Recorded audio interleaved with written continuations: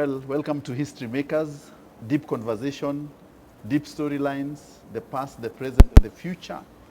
And today we are privileged to have none other than a trailblazer himself, the man of many seasons, the man of many reasons, the man of many visions. None other than Jimmy Gathu, Jimmy Jam, Jimmy Delic, Jimmy Jam. Jimmy fulani ya penza amenisema hivi nimechakanga yote. Wow, yo. Jimmy Jam. Welcome, bro. Thank you. Habari masiku bwana. Wow, miaka. Miaka, eh? But look at you. You're calling me at trends. You start. Look at the magazine you started, bro. When the trendsetter. Sisi ni watu wadogo sana bwana. Congratulations. Asante. Asante. Asante. And by the way, viewers, Jimmy is back on radio, where he started, not where he started, where he moved to. Yeah. You know, he's been a 360 kind of a guy. Ametoka radio, stage, theater. Yeah. Yeah.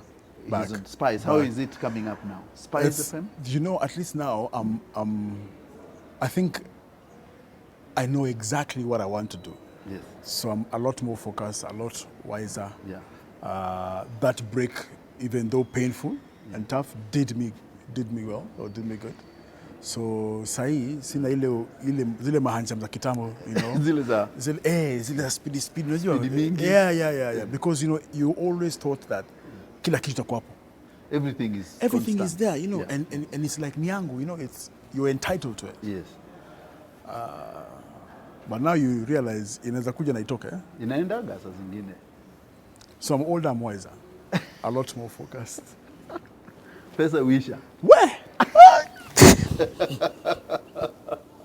Pesa wisha, you know, Jimmy. Let me tell you. So, the day I got my last pay, so you know, when I was sent home, I was given, they didn't pay me yote. They gave me like 6 months. Yes. Sita nilipokuja. Nikajiambia haya hii ndio ya mwisho. I saw karibu nichiza. I didn't leave the house. And in 4 months, you see, so this is my actual color. Yes. This is my actual beard color. All my beard knee color. Yes. So Giacchina, I dye black huku. On the side, eh? But my actual beard color is this. Okay. In 4 months, my entire head was white. Ikawa kabisa. So, lack of money. Yeah. And the realization that hauna plan. So you know that, so the first thing hauna mshahara. Then second, you know, you're used to wait, chalo, ebu tumie 10K ndakurudishia. Chalo nakwambia, utanirudishia lini? Hata Friday. Anakaya. Nashindwa inauna salo. Yeah. Wait here. So I had to keep my hair bald, my head bald, because it was just, it was, wonder kwa mira unajiangalia bana, you look like 10 years old. It was scary, so it was tough, but I'm glad I went through it. You know, it's good to go through it. And then so pole too. When I let my hair grow and realized that it's gone back to black kidogo, I was in shock. Na realize ilikuwa ni pressure. Hiyo pressure si mchezo boss. Hiyo pressure si mchezo. You can't do those things you used to do freely or quickly without thinking. You can't just buy stuff. Hawezi ndo kanema ati funga hiyo. Ni how much you are? Ndakutumia nusu saa alafu nyingine. You can't do that anymore. Wow. Or rather that time I couldn't. So, but now unajua, I can't pull those stunts. Kama niko nayo. Now you see now when you say I won't live beyond my means. Yes. If that thing costs 1,000 bob and I have an extra 1,000 bob, I can spare. I'll take it. But if I have 1,000 bob in my pocket, hiyo 1,000 bob mfuko, transport, chakula nyumbani, so boss. Wachana nayo. Wewe chalona kujua, wewe chukua tu utalipa. Nikiona pesa na kutumia. Kitambo wa letter. But how do you advise these young guys who are living by? You know, people don't know that you can lose your job, by the way. Yeah, Charles, at the top of my game.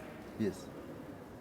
In 2016, Maina Kageni, or Classic 105, Maina and Kingangi, and Nation FM's State of the Nation were like this. Yes. I was on top of my game. I was told to go home. Without a plan? I have never been sacked. Yes. I have never looked for a job. Your people look for you? Yes.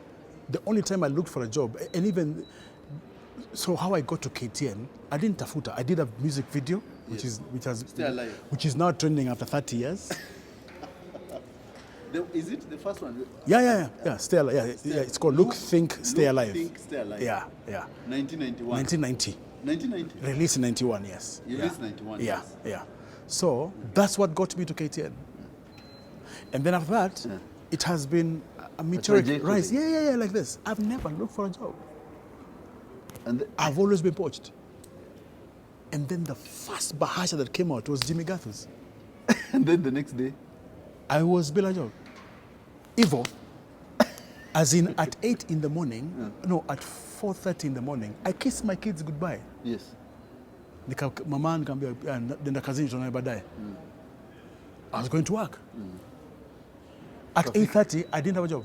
8:30 in the morning. Evo. Ukarudi home? Yeah. I found my wife crying. How did she take it? You see, she knew before me. So she called. My wife never used to call me. When I'm on anajua yuko kazini, akiwa hewani achukua simu. So naona simu inalia. I can see it, sir. Ajua pengine amesahau. Ikalia akapiga tena. Akapiga tena. So nikaka muziki, nikamwambia, "Hey, ni nini?" He said, "What's going on?"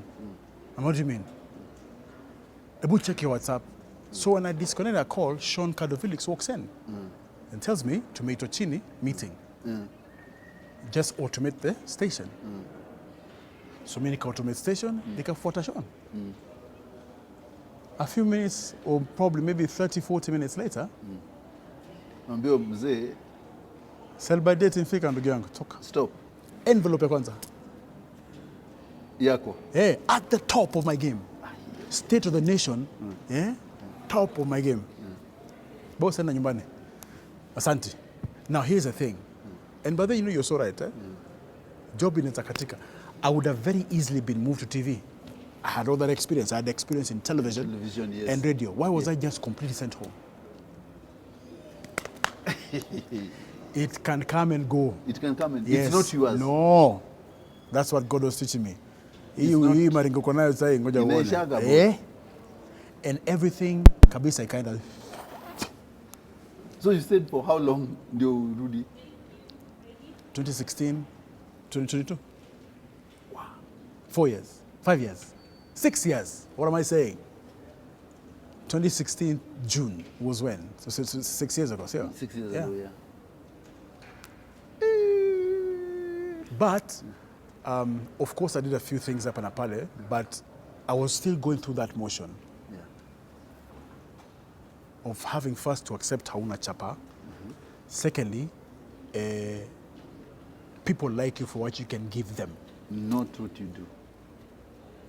So when you call somebody akupatie chapa, anajua utamrudisha chapa lini? Hauna pesa. Hauna pesa now. And then now you're not giving, so unapigia tu simu achukui. And then no one calls you anymore. But you have nothing to offer. It's a fact. There's some friendships that are formed out of that. So that's when you realize the few people who are your friends. Let me tell you what happens. So when you fall, Charles, when you fall, the people who surrounded you laugh at you. Ndio wa kwanza. Hivi, Charles, wanakucheka. But I'm siongea na mfumo, they literally laugh at you. Wanakuchekelea. Then wakichoka wanatoka. Wakitoka, your friends hapa are the ones who come and pick you up. Twende, bro, amka twende. Yeah. Fact. Na sasa tunakamna do atiyoshika do, wanakuambia tu mazee, wanakupatia mwisho, you're Charles Otieno, come on. So my friends, you're Jimmy Gathu. Come on, you're Jimmy Gathu. Stand up, amka uende, wacha ufala, amka. Me, I can't be giving you money all the time. You can make money, amka, come on, nini. I'm not giving you money until you figure it out. Evil, so? Then you, hey, Kali. Depression, kama si kukula depression, ama high blood pressure. Thank God. Kuna Mungu. Kuna Mungu. Because I was very easily heading in that direction. Very easily. Turudi pale kwa Luke, Think. Yes. Me, I remember when you were on National Theatre. Yes. Mbalamwezi, yeah. Ken Musumba, Peter Mudamba, George Mungai, Eliud Abuto. How did you transform that area? In fact, you met your wife on stage, or is your wife met you on stage?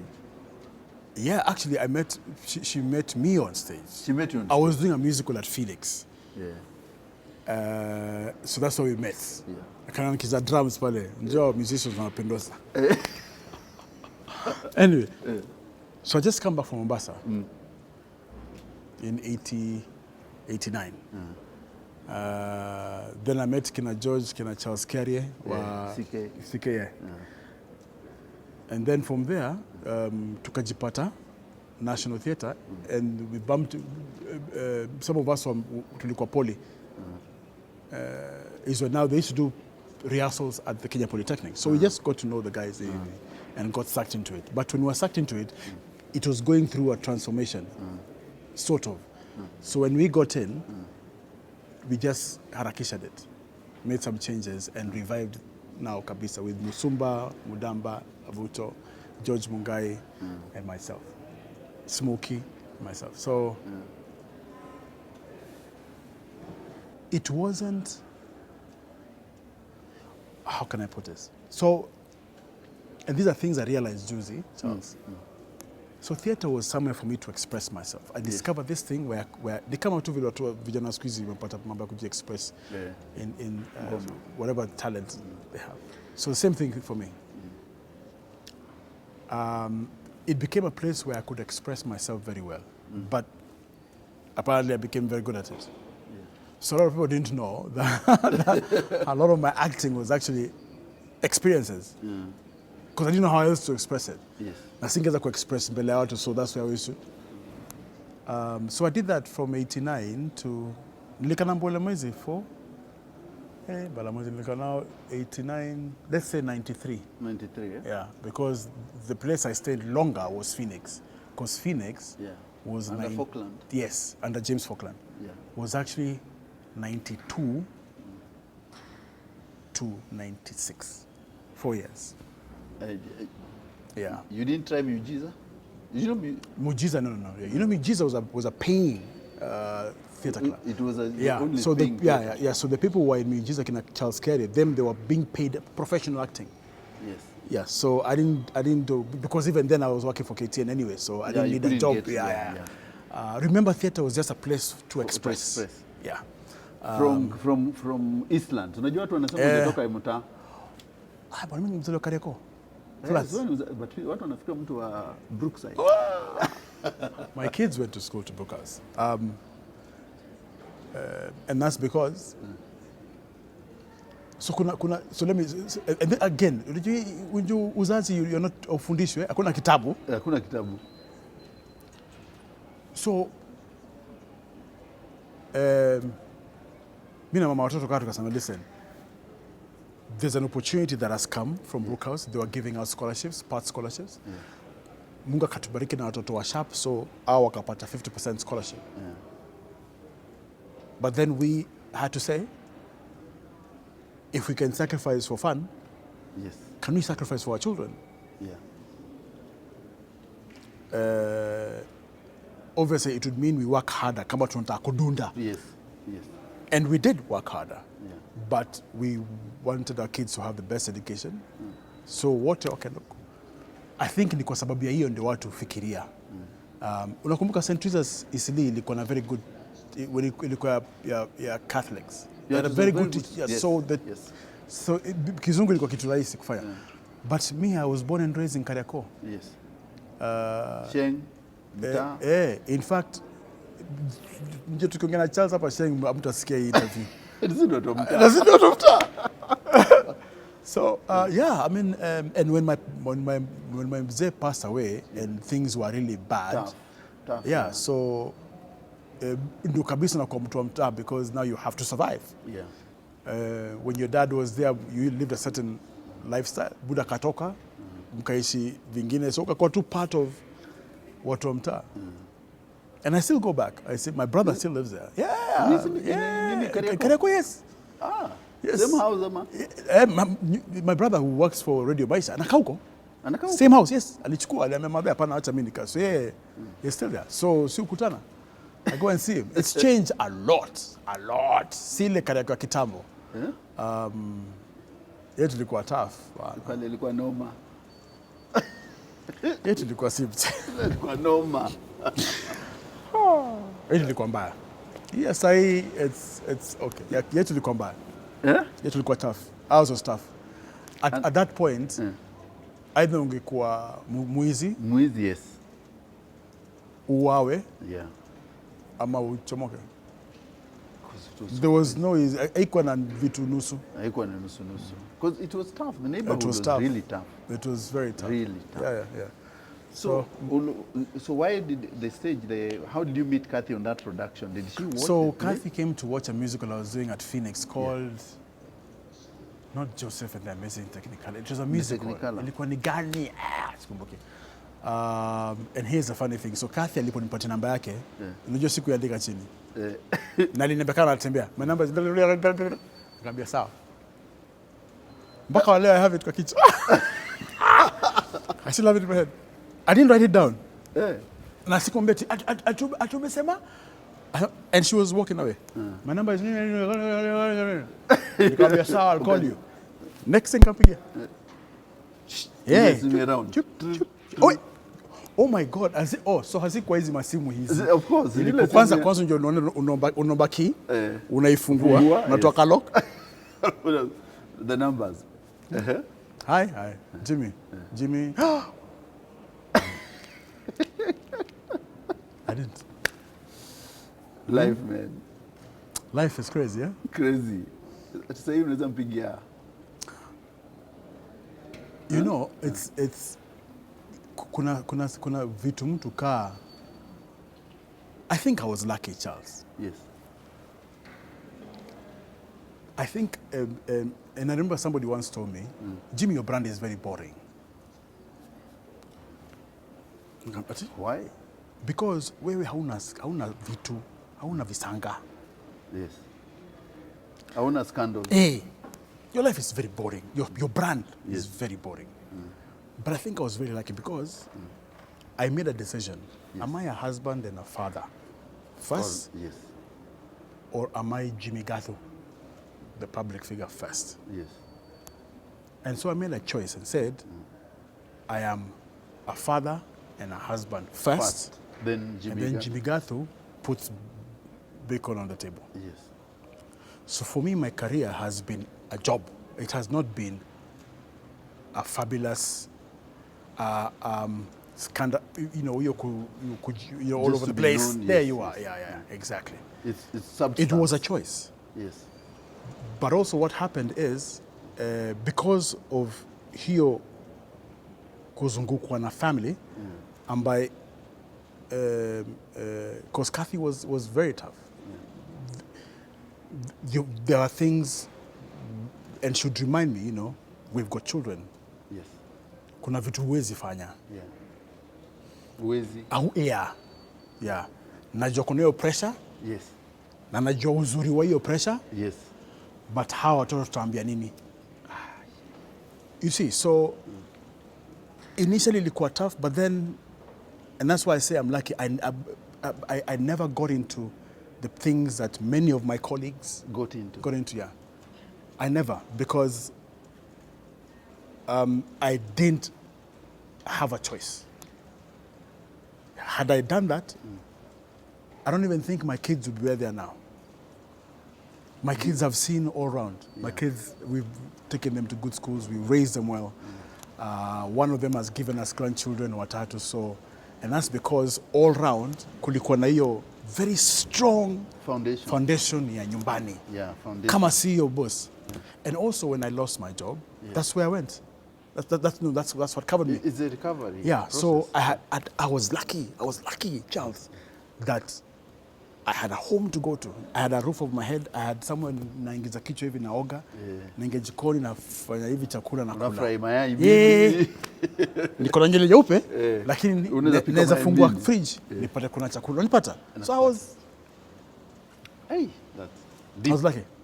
That's so I was Mungu. Mungu. That's why unasema Mungu ni mso. Mungu ni sana. Mungu Mungu ni mso sana. Mungu ni? Mungu ni mso. Mungu ni mso. Mungu ni All mso. the time unasema Mungu ni mso. Mungu ni mso. The things I've been through, Charles, the last 6 years. Yeah.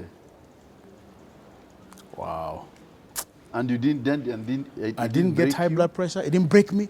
Okay, Didn't it broke me in terms of accepting realities. Yes. I had to accept that people will not like you the way you like them. People would not do for you what you do for them. People would not, that people like you, some people or majority of people like you for what you can provide. It's a fact of life, yeah. It is how we live. Money comes and goes, jobs, opportunities come and go. At some point in life, you must falter that everything has a season. Back to Ebony Affair. Maina Kageni, Jimmy Gathu, Jimmy Gathu. Ted Josiah. Ted Josiah.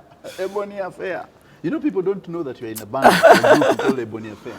So I at first I was George Mungai and myself. Yes. And a guy who's now called Reverend Charles Cyrus Gikore. Yes. Formed a band called Impulse. Impulse, yes. Yeah. I was on from 89 to, I think we disbanded in 94. Yes. 94, 95. But Ebony Affair was actually a group, a duet with Minor and Ted. And Ted, yeah. But in the same album, Yeah. in the year that I was getting married, Yes. Ted and I just, so Ted and I going back. Yes. I had introduced him to Sync Sound Studios. Omar. Omar, yes. Omar wanted a keyboard player Yeah. and somebody to just be able to run a studio because Omar was busy. Yeah. So he asked me, do you know somebody? I said, yeah, there's a friend of mine I know. So Ted alikuwa amekaa tu kwa nyumba na piano. So I went, I asked him for, did I have a car? I had a car. So I drove to Ted's place. Nikaambia, ingia, twende. Twende. I think I've gotten you a gig to Kenda. Mukenda. Next thing I knew, Sync Sound and Ted were Together. like that. Yeah, so we just started talking. Tukapiga tu story nini about life. So of course, I said, so bro, you're about to make a big decision. Yes. You're going to be married. Yeah. So what does that feel like? Tukapiga tu story for you. And cut the long story short, the song Righteous Lover came out in that album. In that album. Is it the job that the one gave you job to KTN and stay, look, stay? This one, a Matatu song, Look, Think, Stay Alive, Yeah. is what brought me to KTN. KTN. And then you revolutionized everything. Kabisa. You know, it was Rathia. So it was rap. By that I was like, hey. Yeah. So when I joined KTN, I joined as a continuity announcer. I don't know if people can remember that thing. Oh. There used to be a job position called continuity announcer where, hi, my name is so-and-so, and coming up next on KTN is the news. Yes. That one. Yes. And a show presenter. They had asked me to create a show called Showtime. Yes. Which was a big thing. Showtime was on Sunday at 7:30. Ah, that's prime that's time. Prime. That's yes. prime. For a new guy who's not even a broadcaster, has been not experienced, was a big thing. Yes. But now, when I stayed longer, I don't know where I got this thing, but Mungu alinibariki kipawa. I just started thinking of the way things are changing. Yes. This job I continue to announce itaenda. It's obsolete. And I'll have no job. I'll be out of and by that time, KTN was such a KTN was glam. KTN. It was here. KTN was KTN. Yes. So I had a producer. My immediate boss was a Canadian called Chris Haber. Yes. So nikamwangalia nimesikiza boss, mimi nataka nifunze. I want to learn how to produce. So he taught me, and that's what saved my job. So because I was hired as a continuity announcer, I developed from continuity announcer to production assistant. My salary was 8,000 bob, but I had a job. Yeah, and then so my job was obviously at that time I wasn't a presenter. I was just a continuity announcer, but I was production assistant. Then the CEO came and said, but hey, has anyone told you that we normally have some music interludes on KTN? Every day from 6 to 6:30, we just have music playing. Yes. From 6 to 6:30. Just to feel the air. I'm like, yeah. Have you seen them? I said, no. He said, just go to studio watch and then you come we talk. So nikaenda kwa studio. Yeah. Nikakaa nikazi watch. Just muziki tu. And then now Mondays walikuwa neka rap music, Tuesday walikuwa neka Balingala. Nikafikiria. So I said, yes, I can do something with them. You can, yeah. Okay, you have 2 weeks. Yeah. I said, 2 weeks to do it.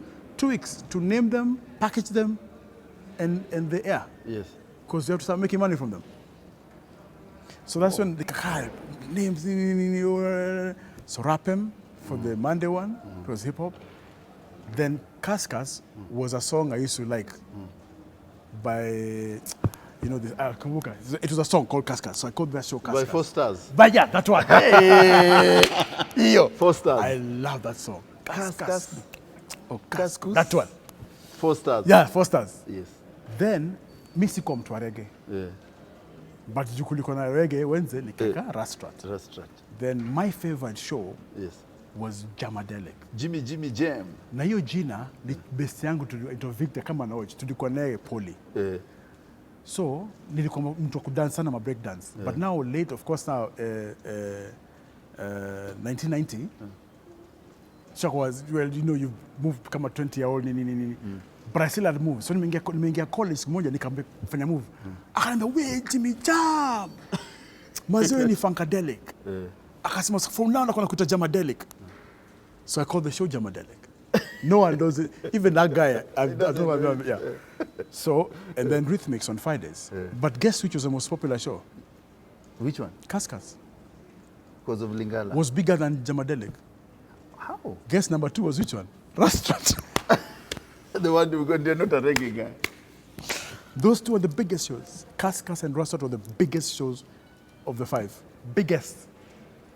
The most popular ones was Kaskas and Restaurant. As guys, I think it was, but Kaskas was biggest. Bigger than Jamadelic and Rapem. So how did you bring Esther Bondo into this? So what happened was, at that time, things were beginning to change. So the music publishers in the country, Polydor, Polygram, Sony, business was doing badly. That affected the promotion of videos you used to get. Yes. And that, of course, affected the music quality. Which you were getting. Yes. And then Channel Law was coming. And I told my boss, if you allowed, because they came to present to KTN, they wanted us to air their videos, to start a channel on KTN called Channel Law. No, a program on KTN called Channel Law. I told my boss, you can't do this. Why? Nikasema, it's an opportunity for us. Let's do our own music videos, our own local music. Yes. If these guys come, look at their video quality. It's better. Yes. And then they're pushing their South African music. Artists, yeah. Let's push ours. I can Jimmy, have you been to Carnival? I'm like, yes. What music do they play? Kasama, yeah, international, but that's because our music. Wait, what do they play? Do they play local music? You know, some do Kenya not. Kasama not. Wacha. Kachukua contract. 10 years later, we met in Carnival. Yes. When that night, the only music the DJ was playing, Twende tukawake huko Nairobi. Boss, look what you did. This would have been us. You've messed it up. Yes. He messed it up. Nali apologized. I said, if you had skeezered me, yes, because I had that thing. I used to see things. I'm like, opportunity. Maze, let's do this. Yeah. I saw it. But then moving on, we came up with Niaje. Yeah. We used to do a talk show called a youth entertainment magazine. That's where Nazizi was discovered. Yes. Red Sun was discovered on that show. Yes. DJ Styles. Yes. First played on that show. Yeah. Was discovered there. So we did a lot of stuff on KTN. Some politicians also discovered on that show. I keep forgetting his name. Sakaja. No, Sakaja was discovered on the radio show. On the radio show. People like Adan Mohammed, Issa Hassan of former IEBC. Yeah. Gosh, wow! I mean, many on a show called What It Takes. What It Takes. Yeah. So when I started noticing, So how Esther Mbodo started handling my shows is because after I got married, I wanted to do something different. I felt I couldn't do the music shows anymore. I could have, if I know what I know now, I could have continued and still been successful. Yes. But at that time I thought, let me be more mature, older. Big mistake. Or so I thought. So Esther had come in as an intern from Daystar. Yes. And so I specifically then prepared her to take over. So I trained her on how to handle the music. But she had a natural flair. And so when she was able to, she continued. And then me and my friend, the late Lorna Irungu, also realized, we sat and I told Lorna, I can't do Club Kiboko anymore. But you're the one who started Club Kiboko? Yeah. Is it at the same time with the music shows? Yes. How did you come into? Same thing. So after I came up with a package for the music shows. My boss was like, this is brilliant. He's like, wait, have you watched our children's show on Saturday? The children's show on KTN is called KTN Kids Club. I said, no. So it's on Saturday mornings, watch. So when I watched it, I'm like, I can do it differently. So, because I wanted to introduce Mta. Mentality. Yeah, because, I'm like, people don't know about Mta, surely. There's a lot of good things that happen in Mtani. Yes. The games people play in Mtani, the schools, people. The environment. Yeah, and then those days that was a sign, Kiboko. I said, you kitu ni Kiboko. So I called it Club Kiboko. Yeah. Initially, that was a logo.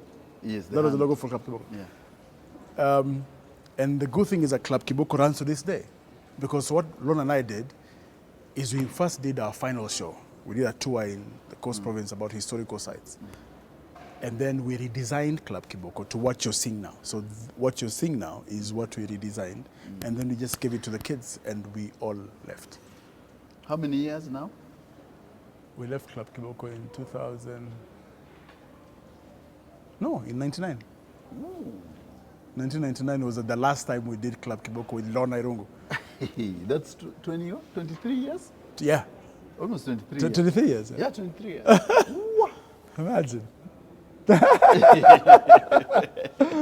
Whoa. Yeah. So you moved to KTN, you from KTN, you went to, Capital. Of course, Capital. Hits Not Homework. Yes.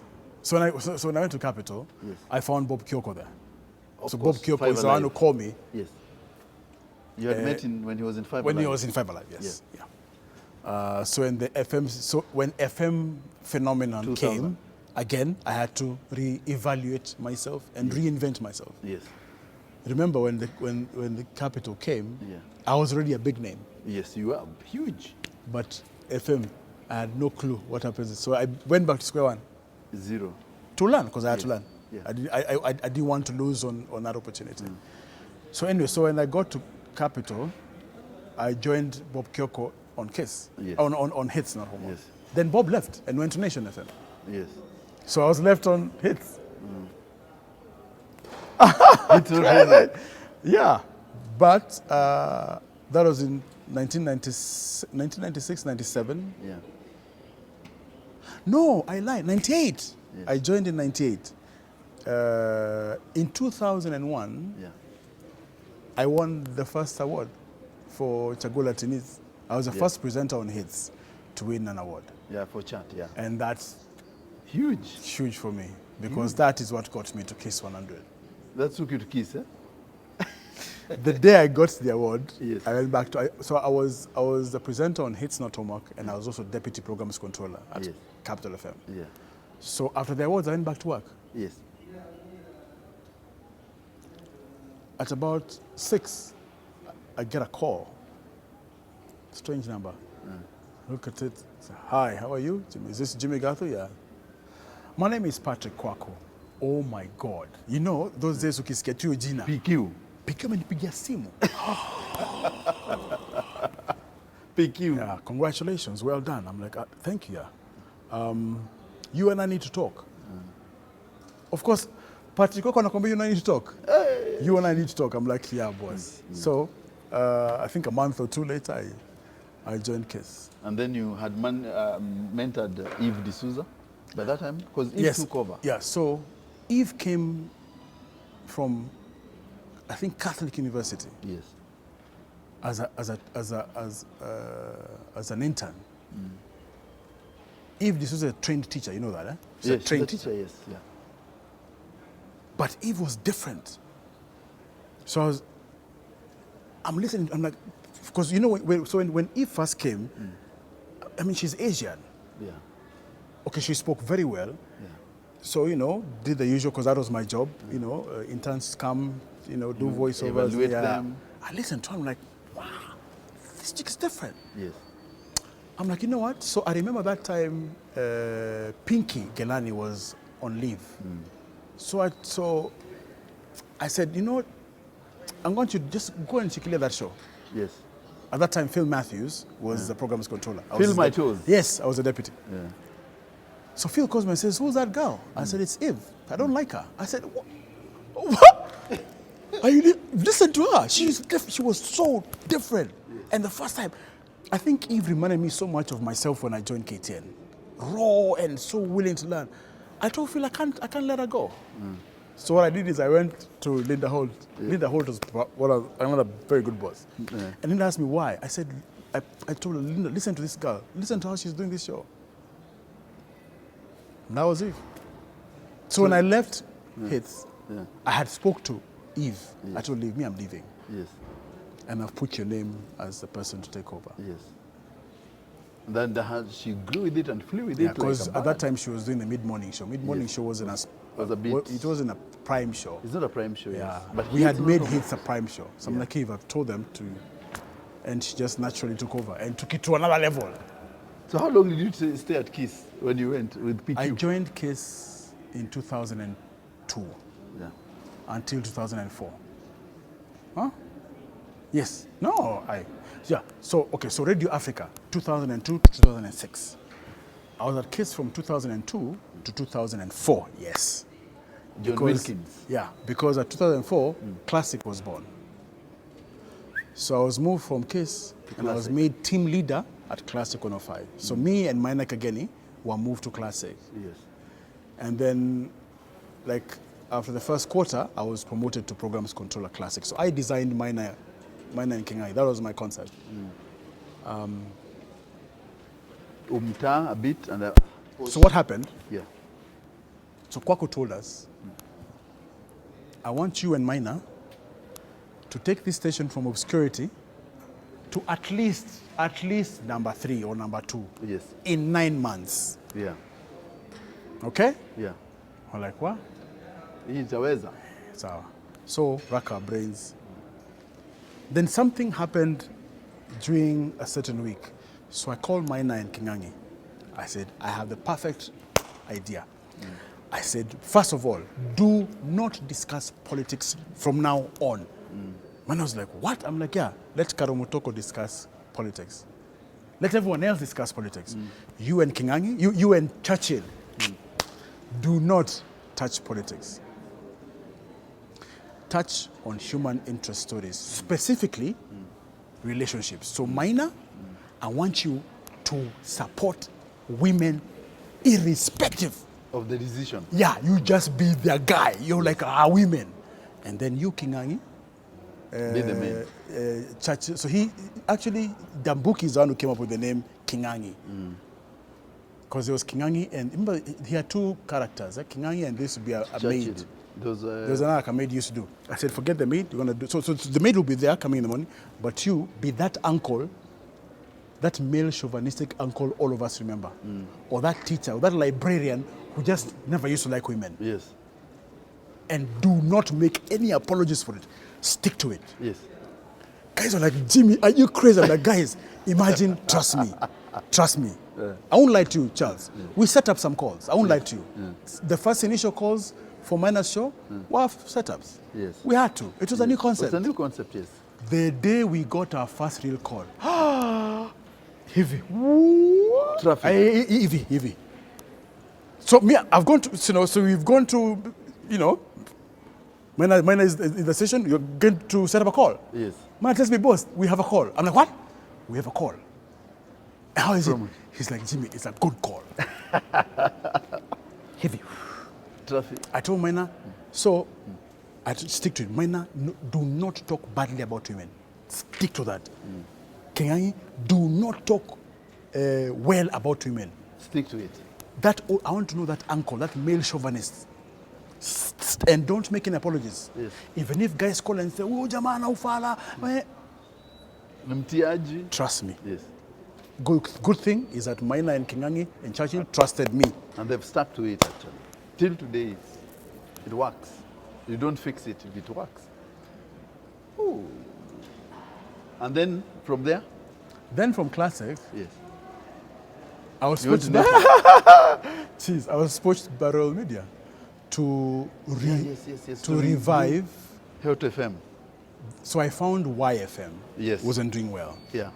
So I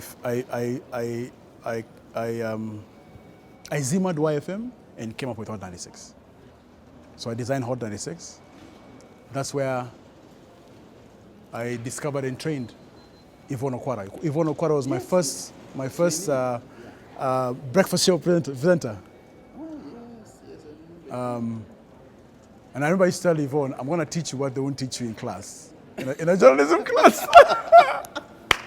Yvonne is actually, do you know, Yvonne is actually, she has a degree in biochemistry. She's a biochemist. She's a biochemist. Yvonne did not study journalism. Ooh. She's a biochemist by training. I told her, that's what I want. I do not want you to have, I don't need experience. I'll teach you. Yes. I'm not looking for experience in broadcast, but you can speak. For me, what I was looking for talent that was able to dissect research. Yes. And take on an interview with facts. With facts, yeah.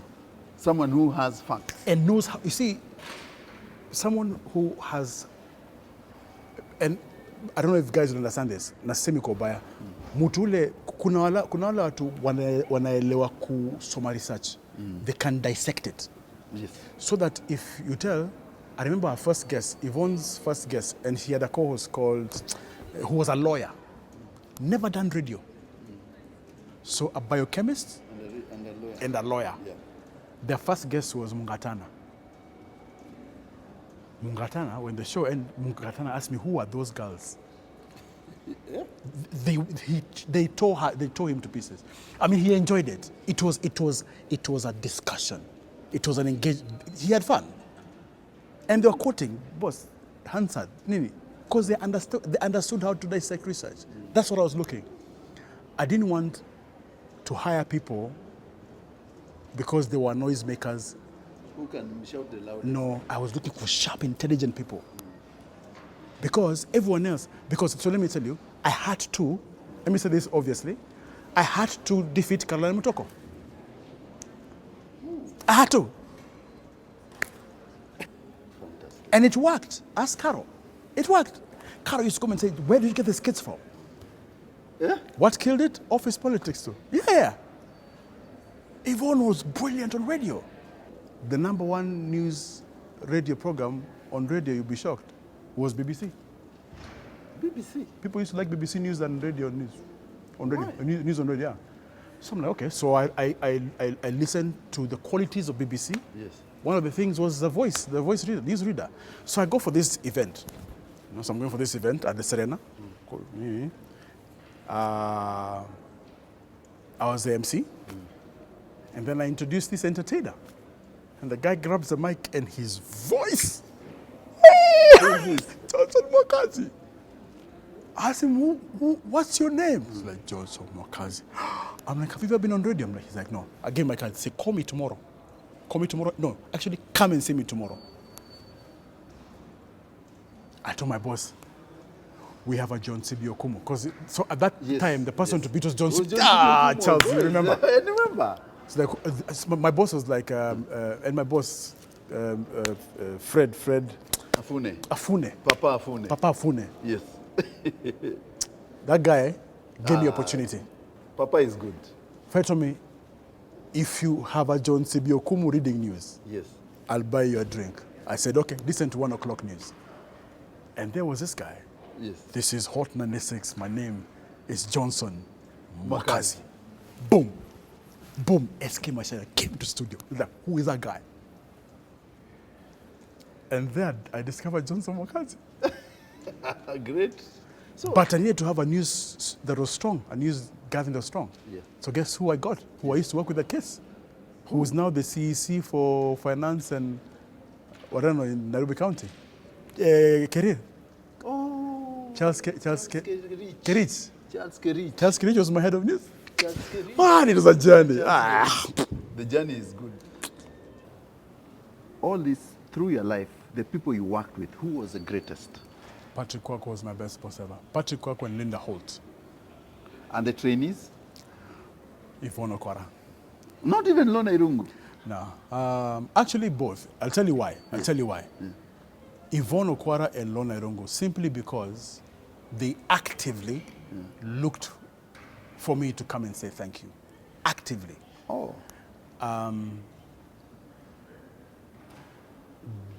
One of the things that Lona kept telling me when she fell sick is that, you know, she's called me JG. You know JG? One of the scariest things about how I'm feeling now is that I won't see you. And you know, Yvonne and I have been talking about this. In fact, if you go to Twitter, if you go to Twitter and look at their discussion, Lona Irungu and Yvonne, it's that. Yes. Last one. Grandpa. Hii ndio mwisho, lazima tumalize na grandpa says. Let me tell you, Charles, yes. It is a whole new experience. Let me, hakuna kitu kwa hiyo. Charles, let me tell you. I don't know what it is. Siwezi kuambia ni nini because they are kids. I've raised my kids. Yes. Of course. I even remember what my kids used to smell when they were small. So it's the same thing. But I think it's when you see their mother. So when I see their mom, who I have raised, since she was yeah, and then now I'm seeing her children. Yes.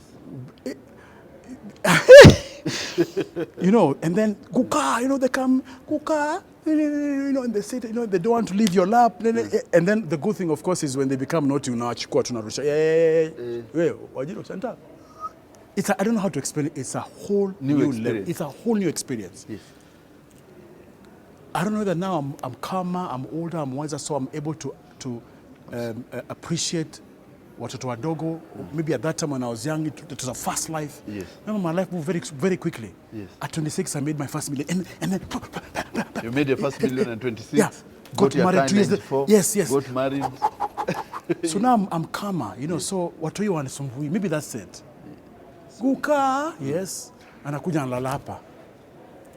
Umepigia Charles, mlikuwa mkutane mahali, unapiga Charles, maze, Charles, tukutane siku nyingine. I don't know what it is that, but it's a whole new it's a whole new experience. So how do you, your daughters, is Chantal? So Chantal is the eldest. Yes. She turns 30. 2 years, Chantal, yes. And the musician is? Chantal is a musician. All of them are singing. Yeah, so the last born is a scientist and an artist, painter. Drawing, can you imagine? Yeah.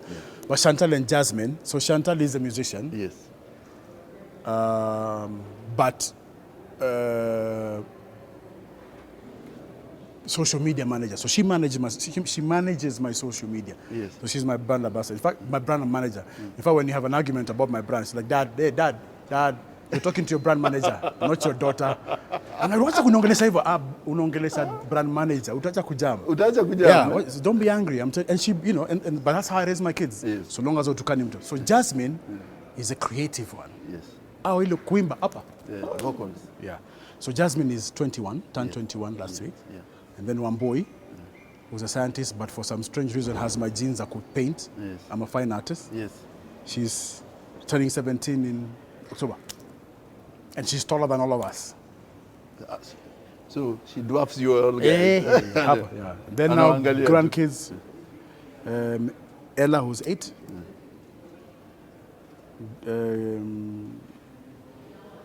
Going to 9. Oh my goodness, guy. My kid old. Elton. 3, I think. And then Enzo, who turned 2 last year. 2 or 1? Lakini ulikula mahari peke yako bana. jamaa huku tuletea rurashio bana. Niliona tu Jimmy, I'm your friend bro. It was crazy. It was crazy. Yeah. But you came wewe. Ukupata invite Charles. One of my closest friends nikutumia pengine I remember, babe, ask Big Ted. The people I was very categorical, Charles Otieno. I wasn't there. Mimi Big Ted told me Jimmy, nikajam nikasema ni brother yangu. Mtaa ni sawa. Sisi ni watu wa mtaa tuko sani ovyo ovyo. Wow, umenipeleka mbali Charles. Eh? Umenipeleka mbali sana. History makers. What is history maker bana? Wow. No, that's how we make history. Wow. Wow. So how do you describe your life? One last one. How would you describe your life? All those things, the things you've done, the daughters you've raised, the life you've lived. It may sound cliche, but my life, fulfilling. Even with all the challenges I face, even with the ups and downs, and I've had downs. But when I think about the people who come to me and say that I've touched their lives, and the people who I have created and I've touched people's lives, it can just be exactly that. Because that was the plan. To have results that would have impact on society and the greater good. So it's been a fulfilling life. And that's when you heard it from Jimmy Gathu himself, the Jimmy Jamadelic, Jimmy Jam. Thanks, Charles. Thank you, bro. Thanks for coming. You're always my hero.